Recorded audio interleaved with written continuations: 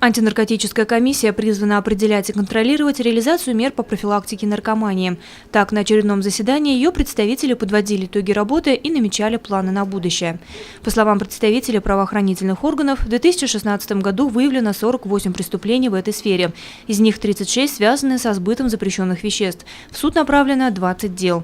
С начала этого года выявлено уже 21 преступление. В 2016 году у нас большое внимание уделялось профилактике наркомании, пропаганде здорового образа жизни. У нас неоднократно проводились мероприятия в данном направлении. Всего было проведено 28 таких мероприятий. В том числе мы практически по всем учебным заведениям прошли с лекциями в составе той же наркотической комиссии с другими правоохранительными структурами.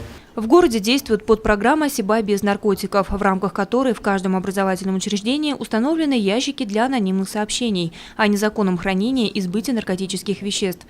В каждой школе закреплено ответственное лицо, которое занимается мониторингом социальных сетей.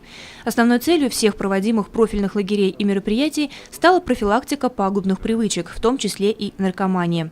В городе регулярно проводятся операции «МАК-канал». Продолжается тестирование учащихся и студентов на выявление потребления психотропных веществ. Одним из мероприятий является медицинское тестирование на предмет потребления наркотических веществ в немедицинских целях.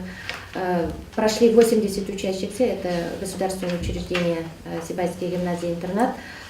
И было запланировано на сумму 154 800 рублей медицинское тестирование. Наши дети, 516 детей, пройдут в апреле месяце медицинское тестирование. Учитывая расширение масштабов незаконного оборота и немедицинского потребления наркотических веществ в России, появление их новых видов и других методов распространения, работа по борьбе с этим социально опасным явлением должна вестись активно и по всем направлениям. Члены антинаркотической комиссии отметили, что профилактические мероприятия необходимо продолжать. Среди поставленных задач отмечен постоянный медицинский осмотр водителей перед рейсами.